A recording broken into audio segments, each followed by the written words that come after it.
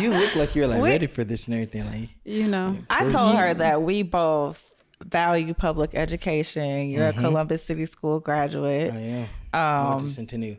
Oh, okay. Wait, why you say it like that? You know, Centennial's a very good school. It's down the street from Whetstone. My daughter should be at the football game right now. So your daughter goes to Whetstone. You know, I'm just saying, represent Braves. Can I ask you a totally unrelated question? Like we starting off. Are y'all recording this? Hold up. Is this before we do that, we need to like acknowledge the fact that we keep on bringing people on here, like from Whetstone and Cos and all these other schools. Okay, so if you need to know, I started out at Northland High School. Okay. After attending Woolward Park for middle school, I went to 5 different elementary schools. My mother was very focused on finding schools and environments that were good for me. And I went to Northland for the Teachers Academy. Okay. We had a Teachers Academy with Miss Rose.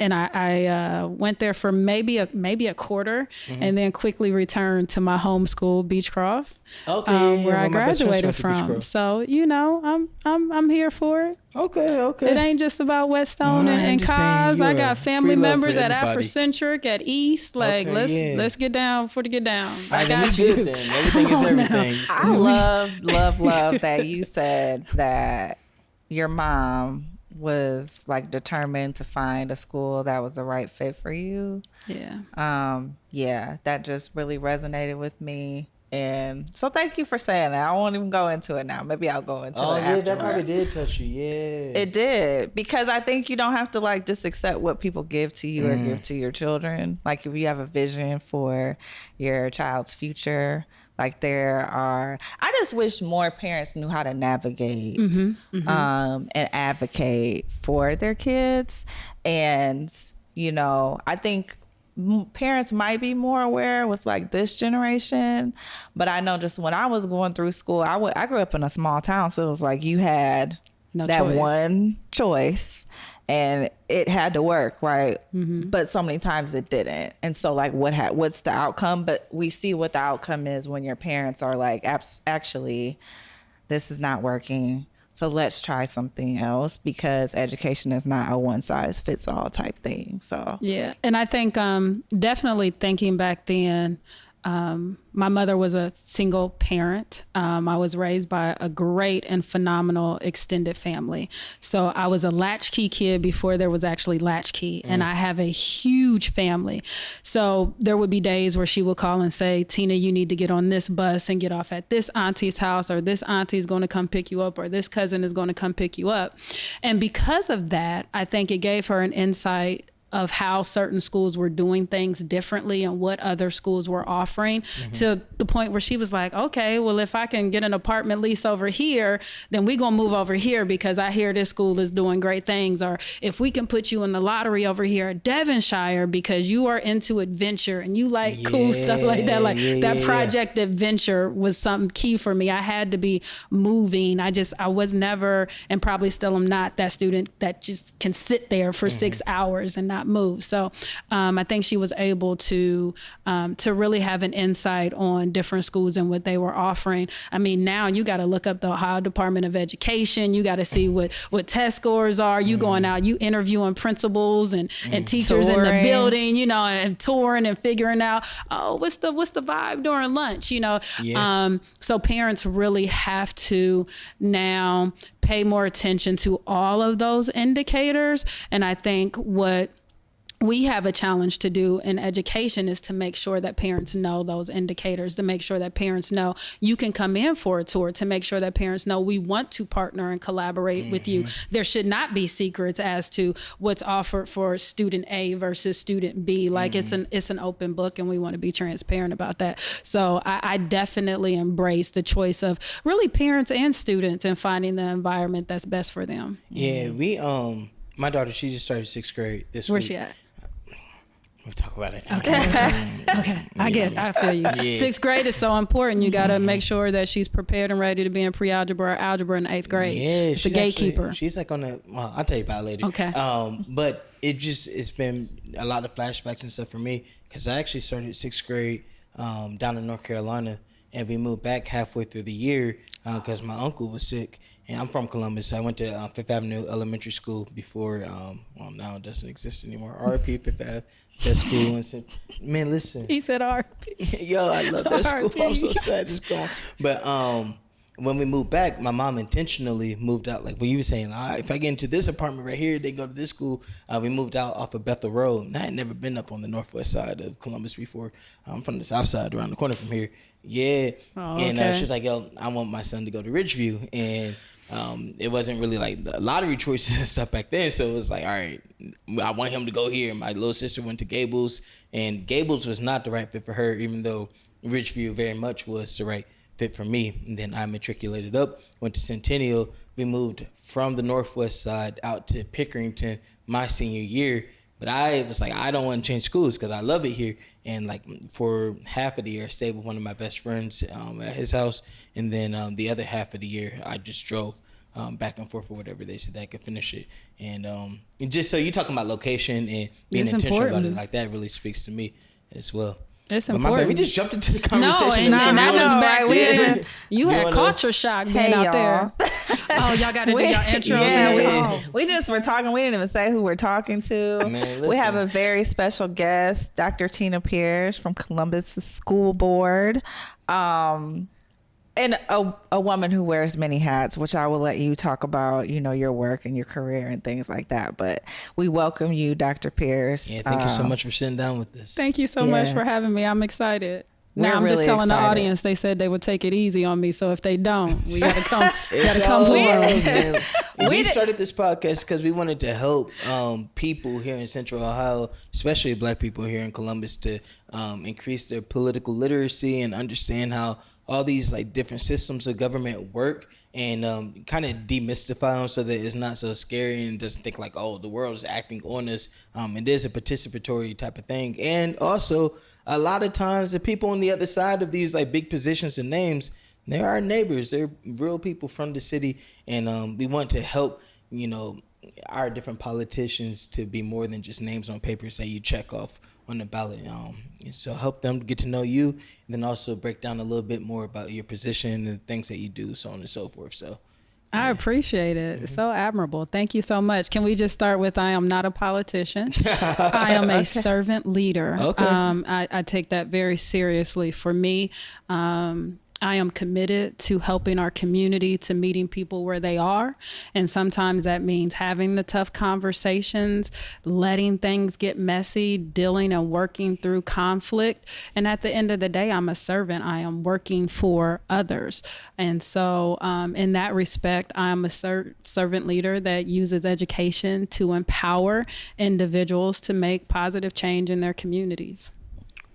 Thanks for that description, You see what I'm and I appreciate you saying servant leader. There have been times where we've had people up there, and that has not really come out of their mouth, and I think to me that's just like the cornerstone of why you should be in any sort of public office or doing any sort of service. you mean you shouldn't run for office because you like politics?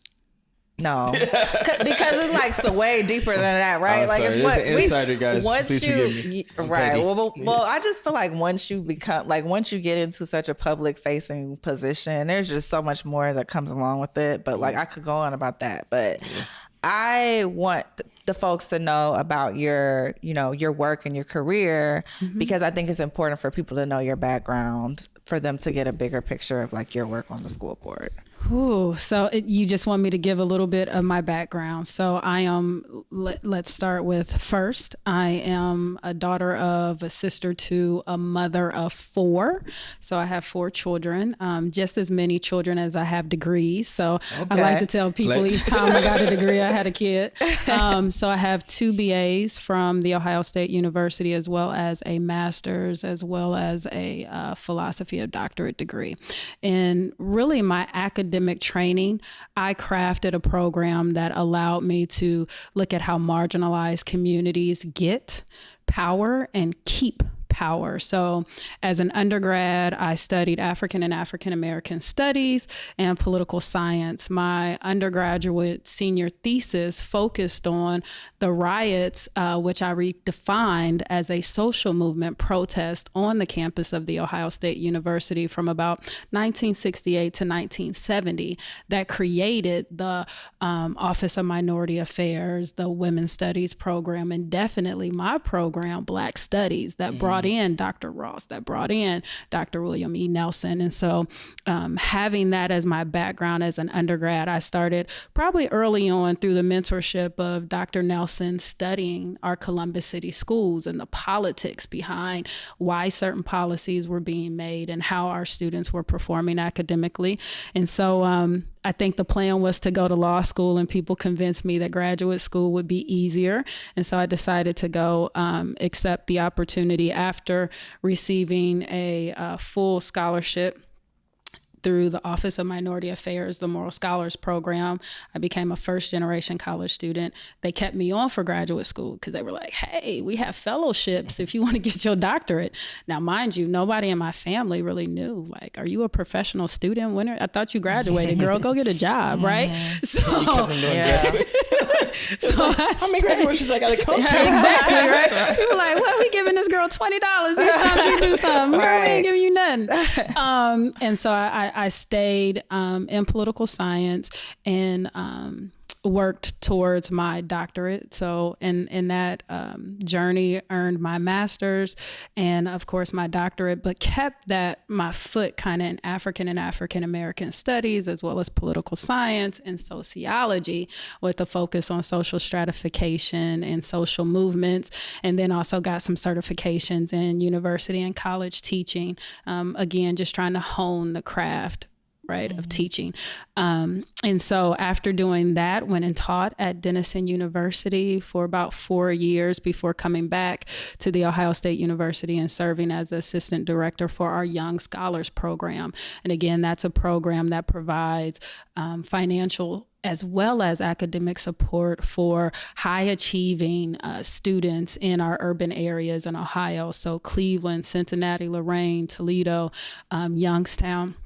So in all of our areas where we have strong populations of minority students, work with that program. And then a couple of parents kind of twisted my arm and said, you should run for the school board. So in my first race in 2015, I decided to step away from what I thought was like my perfect job, being the assistant director of the Young Scholars program, quit that job and decided to run for school board, lost by a couple of percentage points, but then ran again in 2019.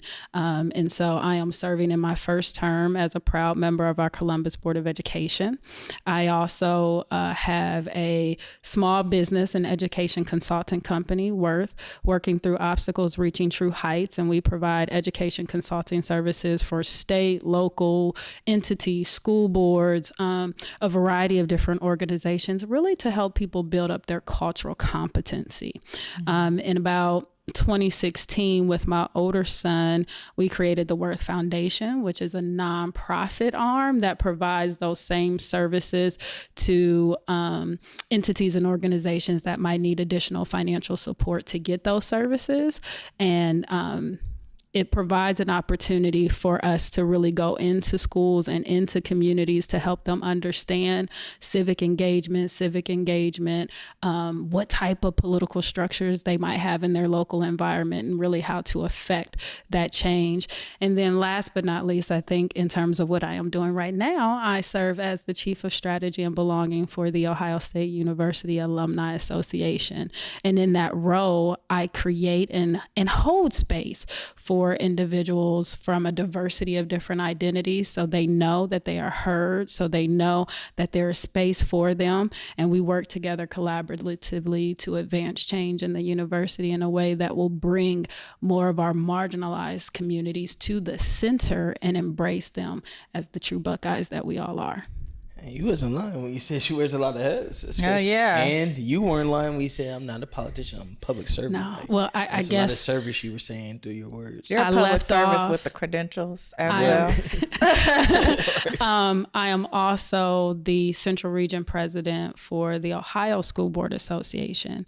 And in that role, I am responsible for working with really a board of trustees, the Ohio School Board Association, to ensure that all the school boards within Franklin County and the 14 surrounding counties, that those board members are receiving the supports, the services they need to adequately represent the people and do their job.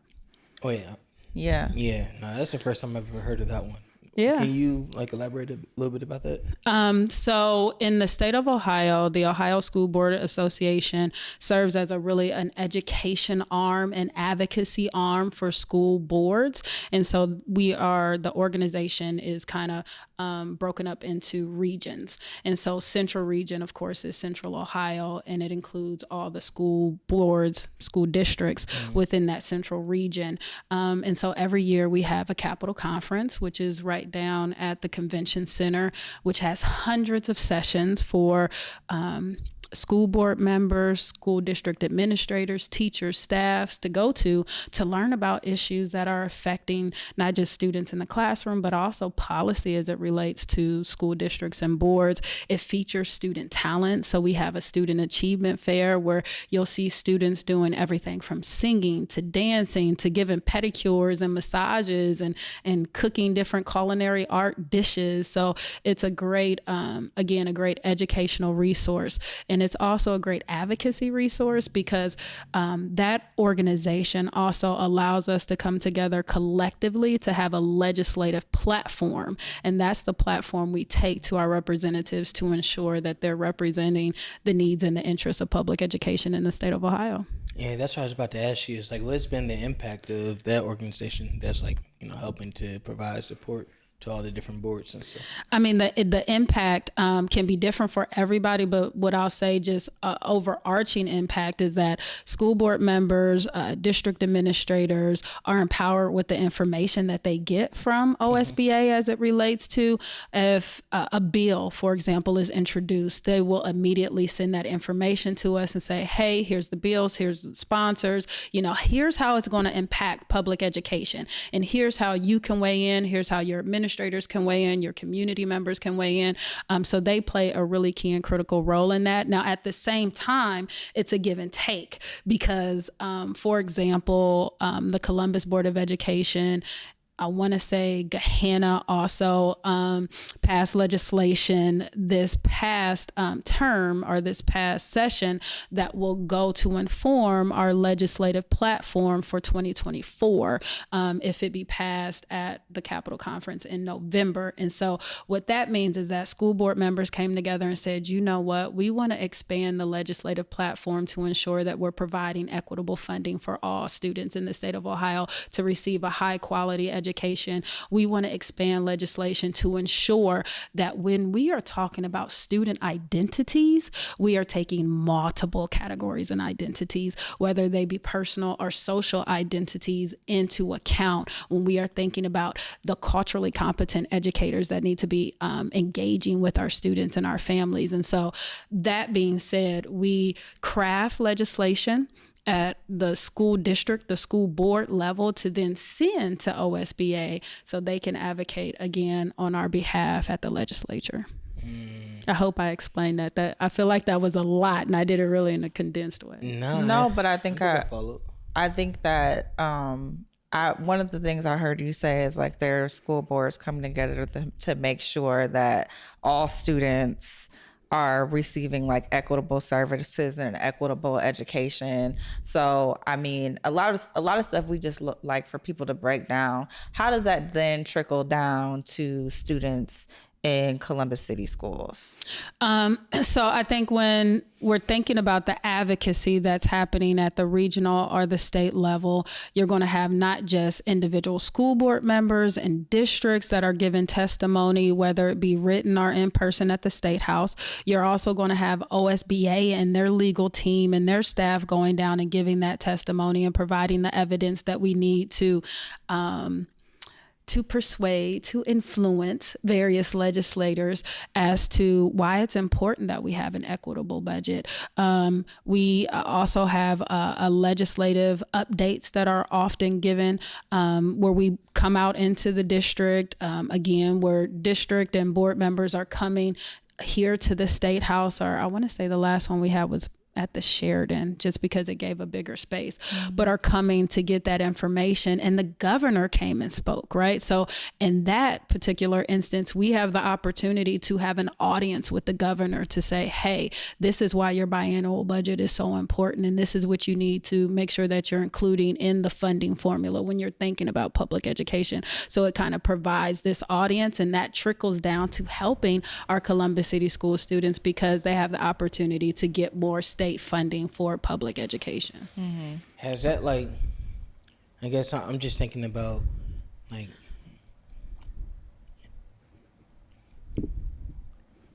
proposing like the legislation, and well, not proposing legislation, but advocating and trying to influence the legislation, and having the audience and presenting all these things. Like, how has that been received in the past? Like, do you feel like that type of lobbying has actually added more money to the budget and all of that, or do you feel like it's still kind of a battle that you guys are fighting? Oh, it's still a battle that we're fighting until we get equitable funding for public education. Yes. I mean, in the state of Ohio, we have an unconstitutional system of funding public education. And it's been that way, DeRoff, since 1997 when I graduated from high school, when that case, the order or the ruling, the outcome was issued, and we still have not addressed that as a state. And so in essence, what you have happening is that property taxes are used to actually be the lion's share of how many of our public districts are operating, and where they're getting the funds from. And so what that means is that communities that have more single standing homes that are of a higher property value are going to get more money going into their public education system than communities that might have apartments, than communities that may not have houses that are of a higher property value. And at the same time, we also need to think about the types of individuals that are also living in these homes, right? So if you have communities where there are a number of senior citizens who are living in communities and they're thinking about, how am I going to buy my medication for the next day? And they're thinking about, well, we love schools and we're going to support this tax levy. Think about the financial, pressure that's putting on our senior citizens versus if you're living in a community where there's a lot of new parents that, have this, they're still in their careers, they still have upward mobility. Yeah, sure. Let's pay for this levy and let's move forward. So I say all of that to say, we also have to be very mindful of the demographics of the type of individuals that are living in these communities that are supporting, again, the lion's share of the money that we see going to support public education.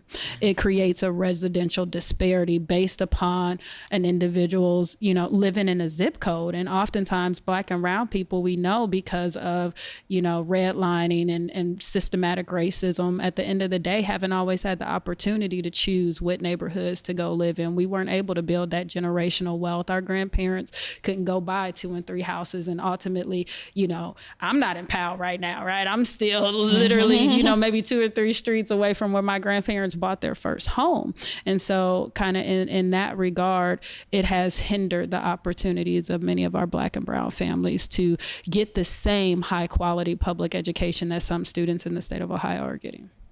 So thanks for surfacing that, because we've talked about the levy the levy that will be on the ballot in November. What are your thoughts on it? I don't want to assume that you think people should support it.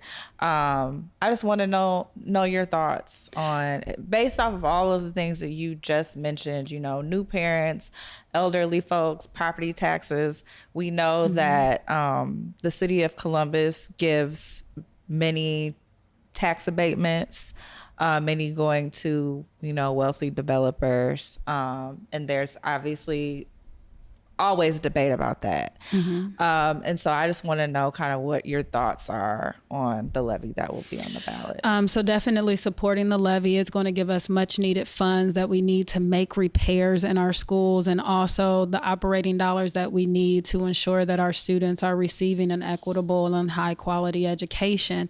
At the same time, understanding that many of our families, many of our homeowners, this is going to be a tough decision for them to decide whether or not to support the levy.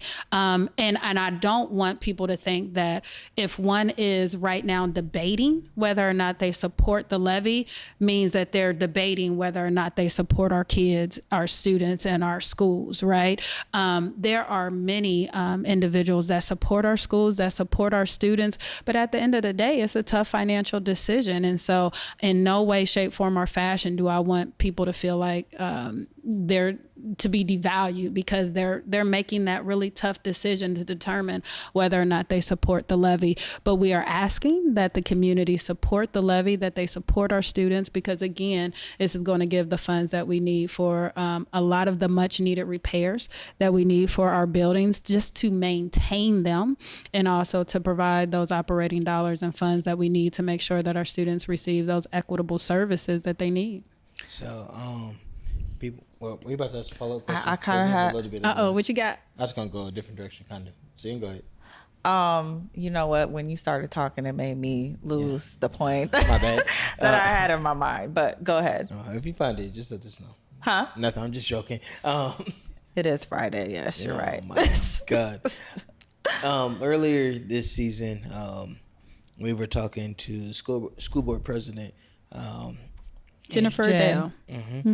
And she was saying how like schools are really interesting, especially the school board, because it's one of the few areas of government that literally everybody in America has, participated in, because they all have their own memories about when they were in school and what things were like, and you have the nostalgia. A lot of people have kids and they're sending people through school, and so they have their experiences with that. And so it's one of those things that you can't really not have an opinion on it, even if your opinion is that I hate it. And I think that this conversation is unique from some of the other ones that we've had, because you are a sitting school board member right now, and somebody that's also moved through the system and everything as well. I guess my question, I got a couple of them too, is just like, what has your experience been like, serving on the school board? Because you said that you ran for it once, and then you ran for it again and you were elected. And so, like, was it everything that you thought it was going to be? Like, I guess, just what's your thoughts on it? So when I think back to really my early engagement with school board politics, it started when I was a student at Beechcroft High School. And we were, I want to say my sophomore year, so maybe 94, 95, there was a levy on the ballot. And so the strategy at that time was that every school had administrators and students who it was our job to make sure that our community turned out to support that levy. And so I can remember making announcements at football games, support the levy, sitting in these meetings with the administrators and teachers, talking about that. So very early on, that was probably one of my first opportunities to engage with kind of school board politics, kind of outside of kind of these work programs. I can remember meeting the superintendent at the time, Mr. Mixon, in the 8th grade when Kroger's, hired one 8th grader from every middle school, like, oh, come work for Kroger's and you're going to learn about these great opportunities. Yeah. I was like, I'm pushing these carts. I was going home telling people, I don't know if this labor is for me. Kroger. I got to find something different. Yeah, these that carts. was my first job at grocery mine store. too. I was like, I'm going to college. Check that out. I was at the one on 161, and then they moved me to Northern Lights. Oh yeah. I did not like those cards, stocking shelves, nothing. I was like, I was like, I don't like doing this. I think I need to go to academia and do something else. That is exactly me. Kroger's and then McDonald's. But it's hard work. McDonald's. I was like, it was probably like too much hard physical work for me. I'm so surprised to hear you guys say that. I respect it. It was not for me. We will have a Kroger episode.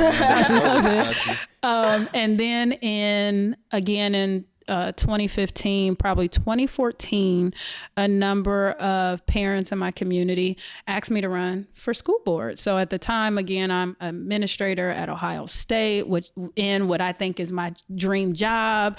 I was serving on the site-based council at Clinton, the site-based council at Dominion. So, I'm the room mom. I'm showing up with snacks and treats. I'm thinking, oh, I'm doing my job. This is good enough.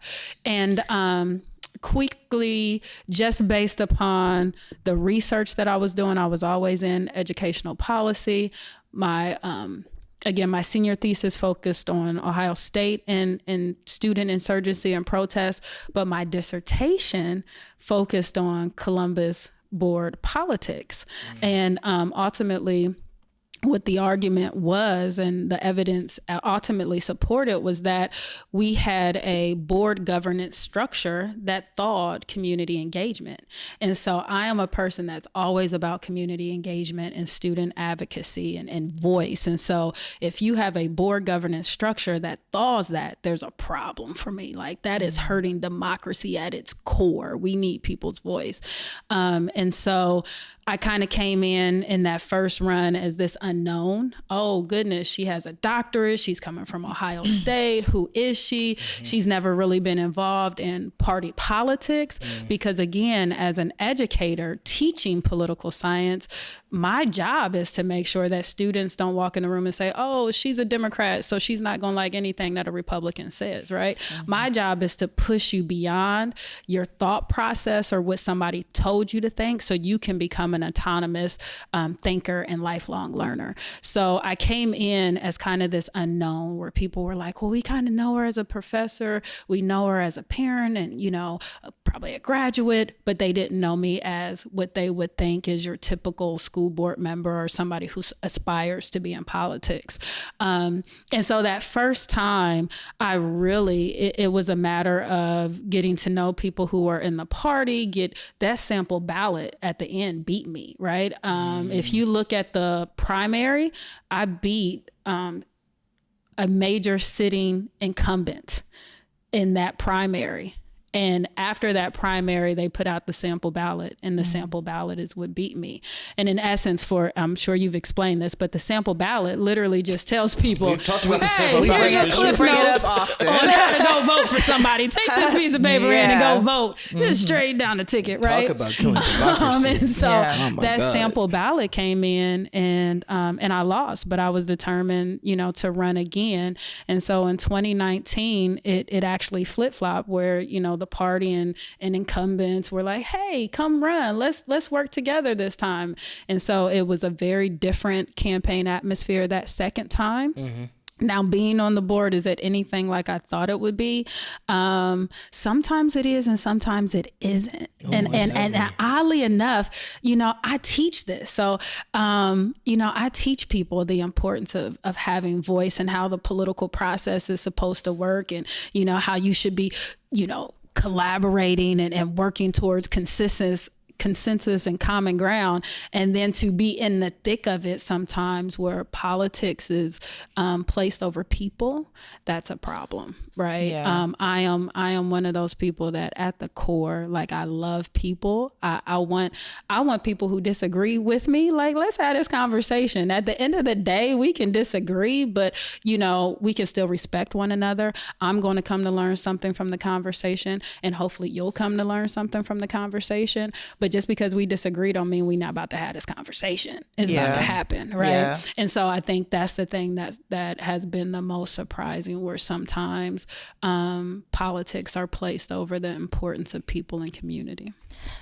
Dr. Pierce, you've talked about like your experience and working under Dr. Nelson at OSU, who's a legend in this city, and your understanding of systemically Columbus City schools. So how do you have that conversation with people that come to you and ask, well, why is the attendance rate like this? Or why is the reading rate like this? Or why are the schools this way? And they're possibly upset.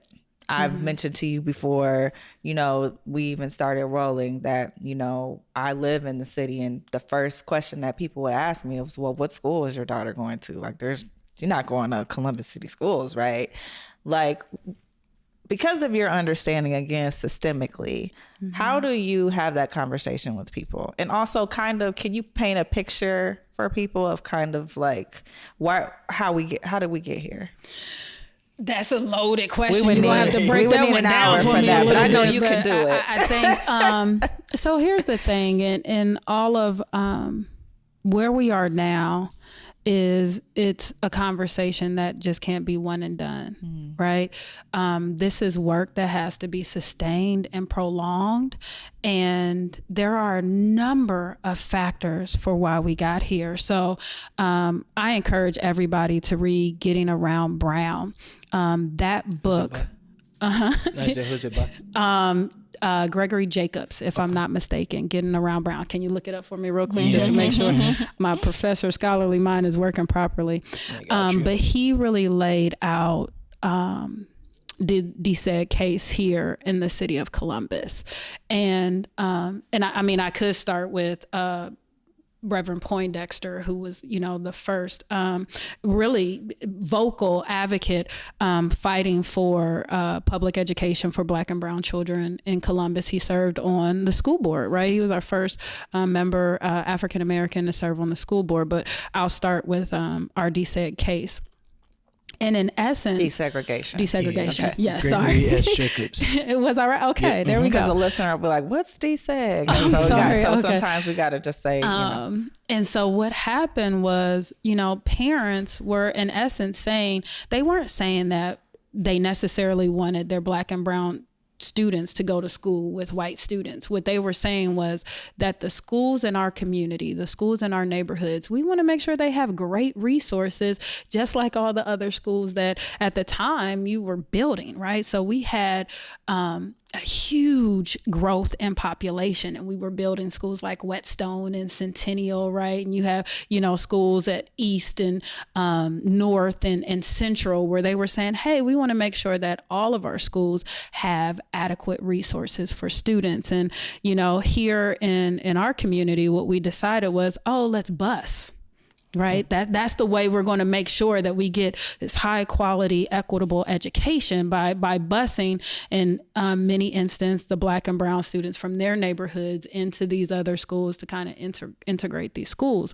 And so what you had happen then was this kind of first suburban layer, ring kind of develop, and then another ring of suburban layers develop. People began to move out. You had white flight start to happen. And so, with that, what we are seeing now is that if families have the opportunity to move into those suburbs where they can get that high quality public education, because they're not paying for, like a parochial or a private school, but they're paying for it through their local property tax. If you can move out into a Pickerington, if you can move out into an Olentangy and get that high quality education, then you're going to, in some instances, move out to get that education versus staying in the urban enclave where, again, you have strapped resources, you have fewer homeowners, and then those home property values are lower. And so when one looks at that, just that alone, the level of white flight,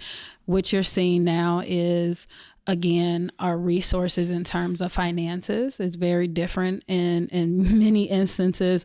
We're starting at, some impactful figures in terms of how much can be spent on a student, right? How much money we might need from the state or federal government to make up that gap in student spending versus a community that can just provide that level of student spending.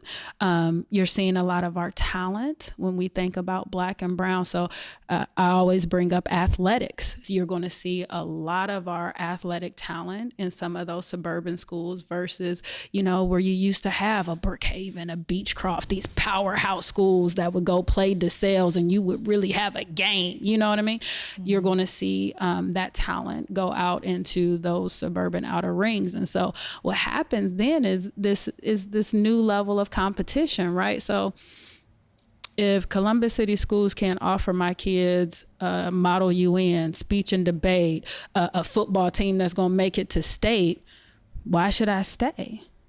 right? If you're a student and you want to get excited about going to school and you turn on something and you see, students in Dublin get these great opportunities to have these internships or, go to different kind of, I'm trying to think of the best way to say it, exploration, but these like excursions. Or even just how comfortable the schools are. I think the way students see it is field trips, right? If they're going to all these field trips and, you're looking and saying, man, we don't get to go to field trips. We don't get to do, we just sitting in class and they're pretty much telling us, hey, for this whole duration, you're just going to sit in this period and you're going to learn, right? And I think this is one point where I also like to add that there's a difference in how we educate students, right? So there are some schools in our district that do a great job of allowing our students, teaching our students how to be critical thinkers, right? And who are teaching our students how to be critical thinkers. But then there are some school buildings where literally we are teaching our students how to be workers, right? When the bell rings, you get up and you go to lunch or, you sit down, right? You sit down and start writing, right?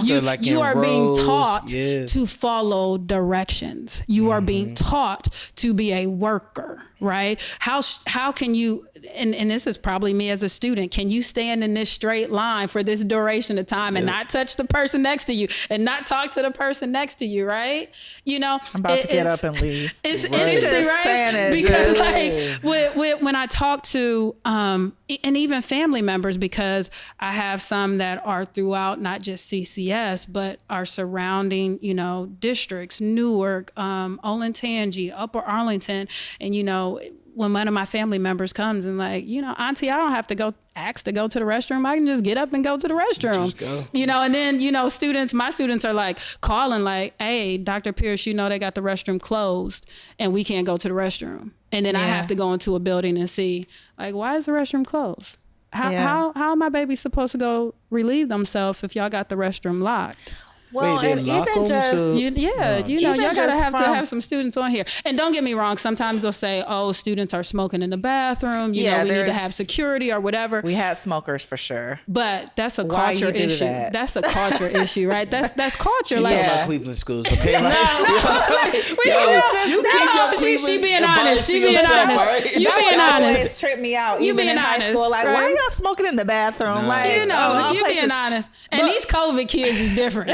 They do stuff in front of you. Like, I be like, do y'all realize you smoking in front of me and I'm a board member? Oh, my bad. I'm here looking at you. Put that out. Like, chill out, y'all. I'm glad that you said that too, because I think that we always talk about that from the student perspective, but as a parent to like be in schools and see that happening, I have seen that happen. And I think to myself, man, this feels so weird. Like, why do I feel so weird about seeing kids like walking the line and being reprimanded if they move out of the line? And so there have been times where I've thought to myself, like, you're just being like extra about this. But there's something that I think I know intrinsically that they are being taught that will not serve them well in college when it's time to critically think, at work when it's time to build strategy, when it's time to advocate for themselves. If they think that this line is as far as they can go, how will they ever get there? Exactly. It'll serve them well though when they're in the, assembly line, and it will. Yes,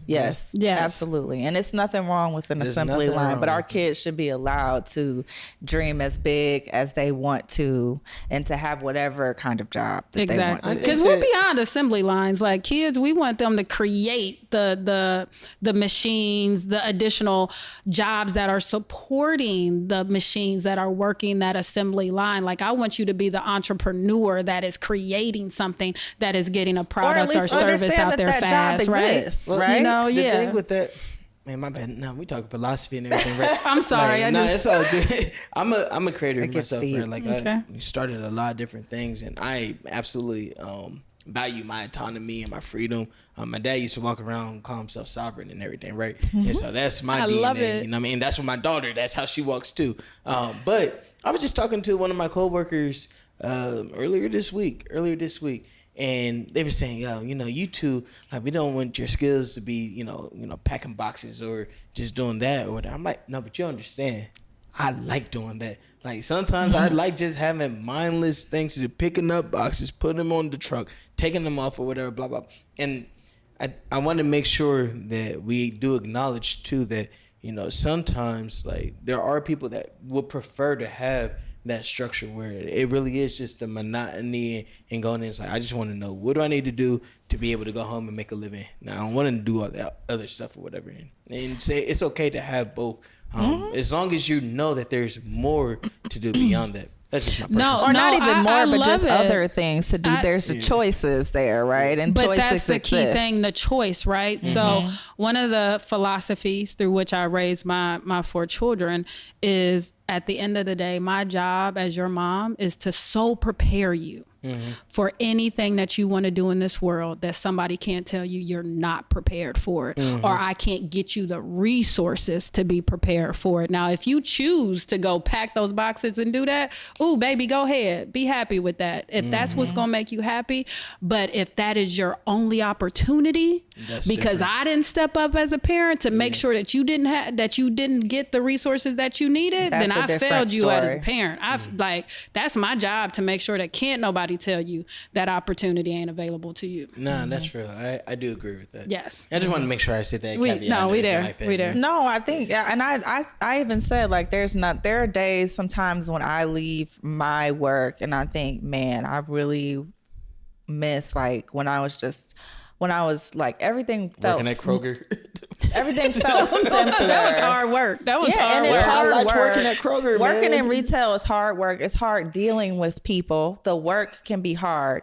But sometimes I used to just love to stand there and fold shirts. Yeah. And I did not have to think about all of this complex stuff in a world that is already complex just by nature of, like, being Black and being a woman. Like, I'm about to go fold these shirts, and that's the only thing that I'm going to think about. But because I now have the education and have had the opportunity and the privilege to get that, if I do want to go back and do that, I can do that. Yeah.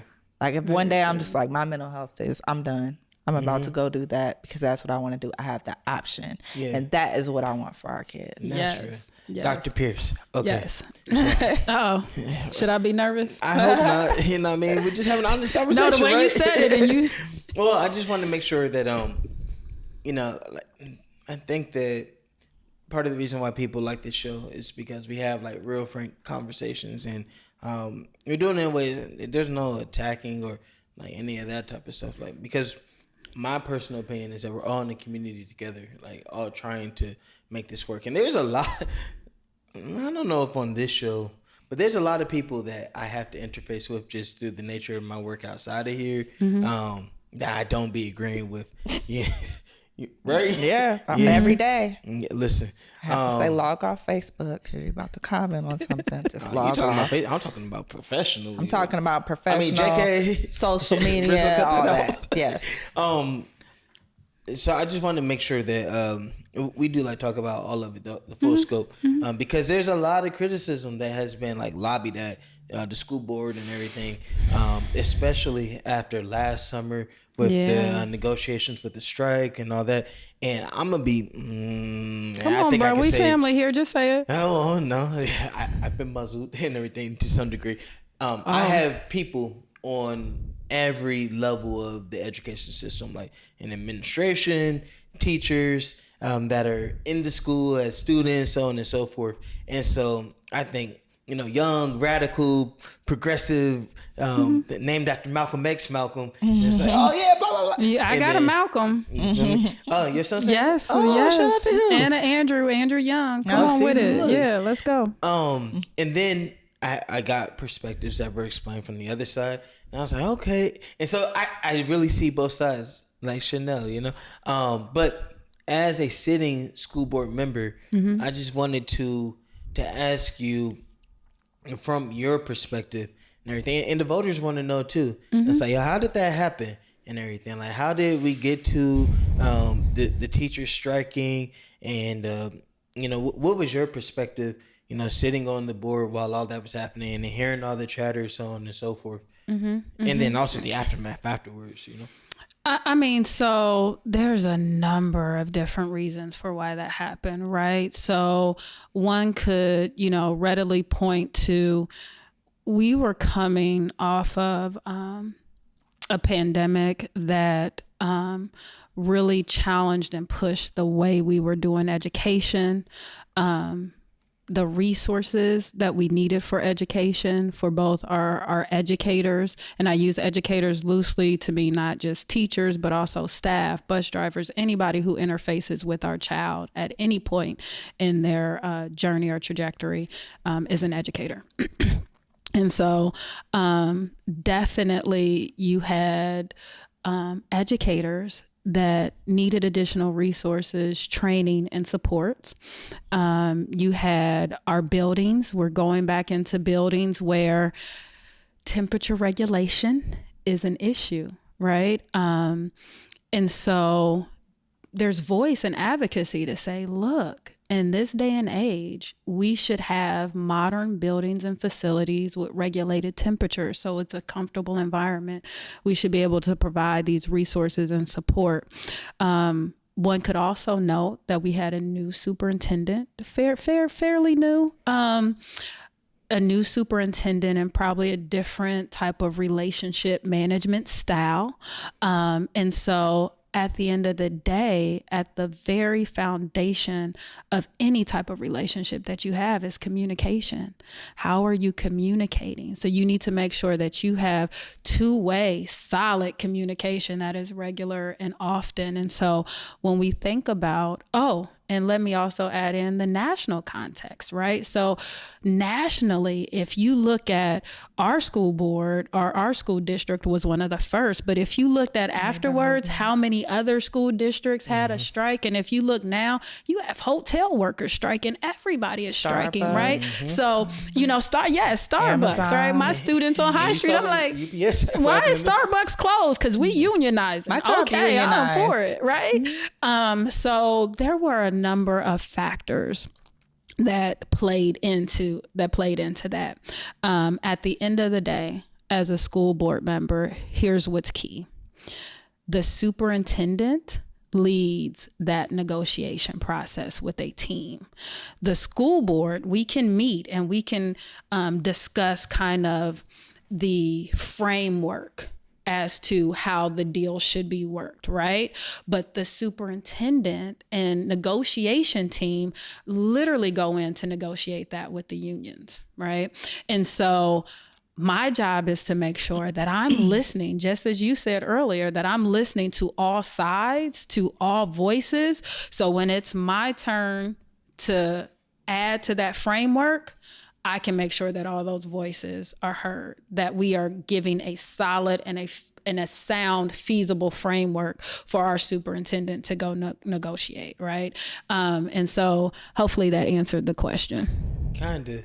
A number of factors that came together make it happen. And my role as a school board member is to help contribute to the framework through which the superintendent then goes to negotiate.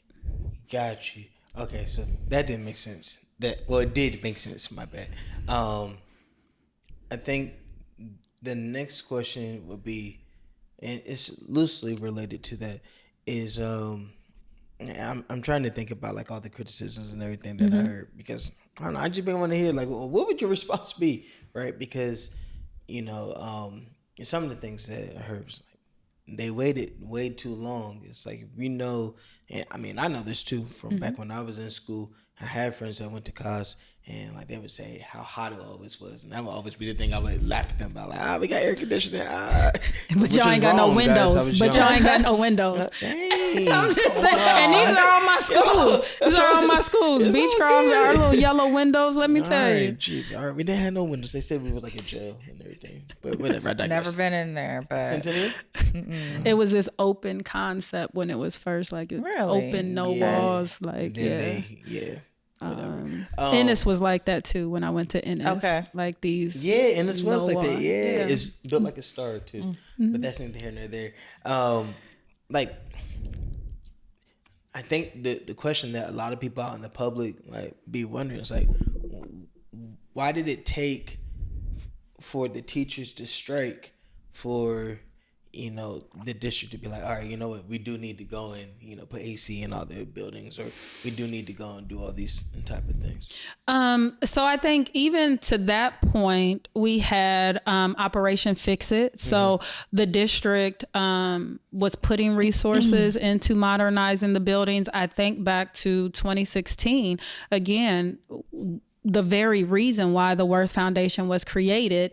It was after the presidential election, and my son was a student at COS. And so imagine all these kids, had been around me, and this political science professor teaching at Ohio State, right? And then this happens, they want to know, wait a second, how does the Electoral College really work? Dr. Pierce, this is not how you explain how democracy is supposed to work. What's going on? What's happening, right? And so those students and us talking through the presidential election and outcome decided, hey, we want to keep this work going, because we're sitting in a room with adults who don't understand how politics work, right? So we're having these multi-generational conversations, and the students decide, wait a second, we want to make some improvements to our building, to COS. And so based upon that, we created the Worth Foundation. I went in for, I want to say, 1.5 to 2 years and taught them civic education. Like, hey, here's how you organize, here's how you mobilize, here's how you identify whether you have a strong mayor city, a weak mayor city, right? Here's how you begin to research why policies are currently how they are and why they were made the way that they were. What kind of mayor city do we have? No, I'm just playing. I'm not going to do you like that. That's crazy. She said she's going to take it easy on her. I feel like I'm about to start teaching the class here. I'm about to start teaching the class here. She's not going to like us no more. But was Brandon Simmons part of that? He was. Okay. He was one of my students, right? Okay. And so in that work, they decided, hey, we want to make improvements to this building. And it was my job to teach them the playbook to make those policy changes to get that money for their building. And through their insurgency, they were able to get millions of dollars to go in there and make those renovations for their school. Now, we also expanded out and had other high schools and middle schools come in too. So we were training a number of students to help them understand the advocacy and insurgency that they could use to bring power to their voices, right? And so I think when we think about, kind of that and the importance of insurgency, again, I teach political science. You're not always going to have the conventional methods of politics. People aren't always going to walk in to the ballot box and just simply vote. No, you need protest sometimes. You need insurgency. You need, I say the bad word, riots, right? You need, because there are some people who have been so far isolated, systematically oppressed, and kept out of our political system that they have a small toolkit. And that toolkit sometimes involves rioting, sometimes involves protests, right? And so many people know, right, what the toolkit to create change is. And so, in this particular instance, our unions, our community stakeholders came together to use some of those other tools in the toolbox to say, hey, here's the changes that we want. Now, when you say, why did it take so long? A lot of the issues that we're dealing with as a board, we didn't create these issues. These have been inherited, right? When you sign up to be a board member, you got to say, how you going to deal with this funding issue, right? Knowing that it's complex. It involves local, it involves state, and also federal issues, right? You got to sign up and be like, now, how do you deal with this teacher shortage, right? That's a national issue that's happening, right? How do you build with the modernization of our school buildings that you need? Now, in some instances, am I very vocal in saying, yes, we need to consolidate schools. There's no reason why we should have as many high schools as we have right now. Let's go back to a north, south, east, west. That will make it more competitive for academically us to offer AP classes, for us to offer more of these clubs that our students want to be involved in. Athletically, it will make it more competitive too. But right now, we have so many buildings and schools that we are really trying to stretch the limited resources that we have across the entire district. And then on top of that, right, we have a more diverse student population than we've ever had. And at this point, people can think of diversity as, black, white. So we can think about, white flight, white students coming out, our district being more black and brown. But let me tell you, if you don't start disaggregating those black and brown students to see how many of our Latino students are coming from Mexico, how many are coming from the Dominican, how many are actually coming from Puerto Rico, if you don't start paying attention to our Bhutanese Nepali students, to our Somali students, to the different religions that we have in our district, and then how often do we talk about neurodiversity, right? When we talk about, you know what I'm saying? Like these aren't conversations that we're having when we see that. I think the statistic is 1 in 5 individuals have some form of dyslexia, right? When we talk about how we're seeing more autism on the rise, right? So neurodiversity again, but you expect educators and students and family members to keep walking into education as it has been. And that's not disrupted. Like we need to disrupt it a little bit more. As we started this interview talking about, it's not one size fits all. Absolutely solution. not. And I think you just ran it all down. Yeah. Or a lot of it, right? Because you could even drill down even deeper. This is the first year I really started to understand like why they were saying we need to close high schools. I didn't get it before 2023. And everything, and it's only because we're having people explain it the way you just did. Yeah, I mean, think about Centennial. When you were there, y'all might have had like 20, 30 different student orgs, Now y'all might have 10, 15. How many AP classes are being offered at a Centennial versus being offered at a Linda McKinley or at an Eastmore Academy, right? We have to look at those types of things because me being on the side of higher education, again, I want all of our students to be prepared to go to whatever type of university they select. And so if I have a student that can't come to the Ohio State University or doesn't have the opportunity to go to a central state because we didn't offer a particular type of physics class, or, they didn't have the opportunity to start algebra in the 8th grade. So by the time they got to their senior year, they could be, in this pre-cal or this trigonometry class, then shame on me. Like I have to be disrupting every board meeting, disrupting everything that we do in such a way that it's advancing student learning, that it's promoting and advocating for our students to have those opportunities so they can go and move forward beyond our Columbus City schools. And Dr. Pierce, I'm not gonna lie to you. Like I wish that I could just sit and talk. And I imagine that your students probably love like sitting through your classes. Yeah. And whatnot. Sometimes they do. I'm a very hard professor. Put some flames in the I'm caption. a very hard professor.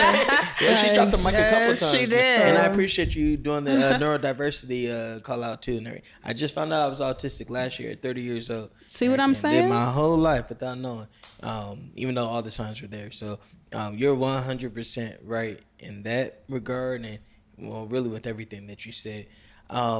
Unfortunately, and I do say unfortunately because we would talk to you a lot longer. Yeah, we're gonna have to have you come back on and talk more. Well, I appreciate the opportunity. I really do. Thank you guys for everything that you're doing. At the end of the day, civic engagement is so critical and so important when we think about, the potential policies that we see happening in other states, Texas, Florida, need I say, and, the state of Ohio, and the way that we need to organize and mobilize people to know that your voice does matter. You can make a difference. And so thank you for providing this educational opportunity. We appreciate it. Where can the people find you at? So they can find me, TinaPierce4CCS.com is my website. They can also find me on Facebook, Dr. Tina Pierce, Instagram, Dr. Tina Pierce, all of those. Just type in Dr. Tina Pierce and I'll pop up on social media. Okay. Good. Well, we appreciate you, Dr. Tina Pierce. Awesome. This was great. Thank you so much for having me.